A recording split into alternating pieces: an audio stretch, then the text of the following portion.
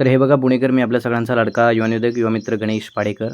खरं तर आज बाजिंद हॉटेल गावचा बेत या ठिकाणी अभिष्ट चिंतन सोहळ्याचं निवेदन करण्यासाठी गेलेलो आहे. तिथे आज भूमीचा वाढदिवस आहे. बोरचडी परिवाराची ही लाडकी सुकन्या आमच्या अमोलरावांच्या कन्येचा हा वाढदिवस आहे.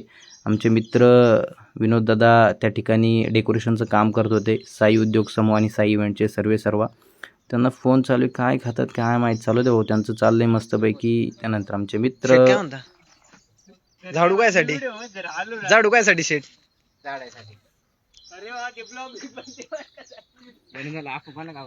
मग आम्ही आतमध्ये हॉटेलमध्ये एंट्री केली. एकदम गावरान पद्धतीने अस्सल मराठमोळं वातावरण गावच्या ठिकाणी जर आपल्याला हॉटेलमध्ये अनुभवायचं असेल तर नक्कीच बाजिंद हॉटेल अर्थात बेद गावचं या ठिकाणी आपण भेट द्यायची आहे. भारतीय संस्कृतीप्रमाणे बैठक व्यवस्था आहे एकदम जेवणाची. सगळं गावरान पद्धतीने जेवण त्या ठिकाणी मिळतं.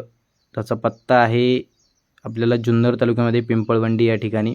त्यानंतर त्याने आम्हाला दिली होती चेंजिंगसाठी रूम पण एकदम गावरान पद्धतीचीच होती. रूम पाहूनच मस्त वाटलं, एकदम आनंदमय. कारण की घरामध्ये जसं सारवलेलं असतं ना पूर्वी, तशा पद्धतीने होतं सगळं काही. सगळी व्यवस्था त्या ठिकाणी होती. आम्ही मग त्यानंतर तिथे चेंजिंग केल्याच्या नंतर आम्ही पोहोचलो लोकेशनवरती. मग सगळी काही राहिलेलं सेटअप आमचे मित्र लावत होते. निसर्गाच्या रम्य वातावरणामध्ये खरं तर हा बर्थडे संपन्न झाला. त्याच्यामधली दृश्य तुम्हाला दिसणार नाही कारण की मी अँकरिंग करत होतो म्हणून व्हिडिओ नाही काढले. पण इथं आमच्या संदेशरावांनी बोलून घेतलेत आपल्या सुकन्येसाठी. बघा कसं मस्तपैकी. नंतर मग ही पोरगी रडायला लावत होती तिला. गाडी काढलेली आहे संदेशरावांनी. हा कार्यक्रम डन झालेला आहे. मस्त सगळ्यांनी एन्जॉय केलंय. कारण मी तुम्हाला सगळ्यांचा लाडका युवा निवेदक युवा मित्र अँकर गणेशा. सगळ्यांना शुभरात्री, गुड नाईट.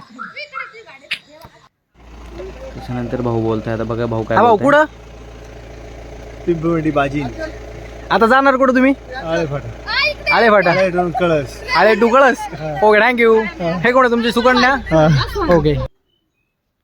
त्याच्यानंतर पोचलो सागरभाऊच्या घरी. सागरभाऊने आज आणली होती पोरगी पण आमच्या भावाचं लग्न झालं आहे. मस्तपैकी वरात झाली. आता त्याला घरात घेण्याचं काम चालू आहे. हे आमचे बाबू शेठ मस्तपैकी आता तुम्हाला सगळ्यांना नमस्कार करणार. ओके, ते रेडीच आहेत, फक्त दुसऱ्या बाबूला हाणण्यासाठी एवढं बेदम बदकवतात. बाप रे बाप, त्या बिचाऱ्याची पाठ नाकील लाल करून टाकली. तुम्ही सगळेजण पाहता कसं हाणतोय आम्ही त्याला सगळे मिळून.